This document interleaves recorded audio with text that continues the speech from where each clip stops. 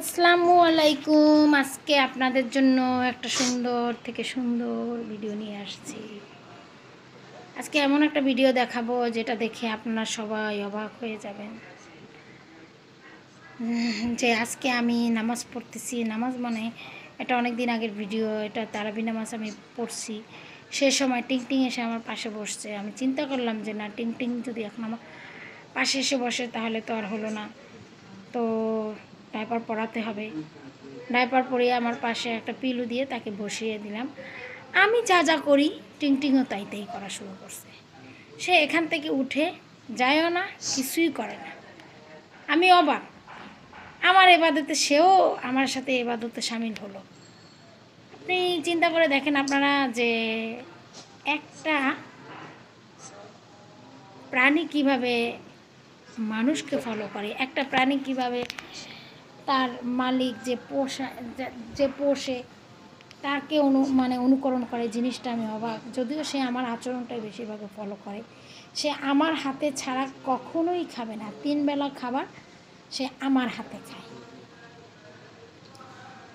এভাবেই তো সে এমনটাই মনে হয় যে আমি একটা আমার মনে হয় যে আমি একটা বাচ্চা পুষছি, এরকম একটা কিছু। আজকের ভিডিওটা আমি কখনোই দিতে চাইনি, কারণ আমি আমার মা নামাজ পড়ি, এই সময় আসলে দেওয়াটা আমার কাছে একটুও ভালো লাগে না। কিন্তু সে এসে আমার পাশে যেভাবে বসছে, আমি ভাবলাম আজকে ভিডিও না করে আমি পারবো না, আমাকে ভিডিও করে রাখতে হবে, দেখতে হবে আসলে সে কী করে। আমি পুরো এশার পড়েছি, তারাবি পড়েছি। এই সময়টা আপনারাই তো বুঝেন কত বড় একটা সময়, অনেক লং টাইম ধরে সে আমার পাশে ছিল।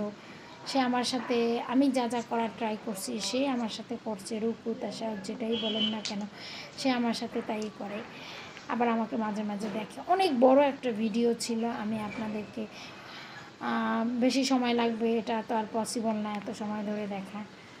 তার জন্য আমি আপনাদেরকে ছোট আকারে এই ভিডিওটি আপনাদের কাছে আমি শেয়ার করলাম যে একটা বোবা প্রাণী সে কীভাবে তার মালিককে বোঝে। এটা আমার ভাবতে গেলে অবাক লাগে। মাশাআল্লাহ, আমার টিংটিং যে এতটা বোঝে। আমি আগে থেকেই ফলো করছি, তার বয়স যখন 6 মাস ছিল তখনই আমি ফলো করছি। সে আমাকে, আমার আচরণকে সে ফলো করে।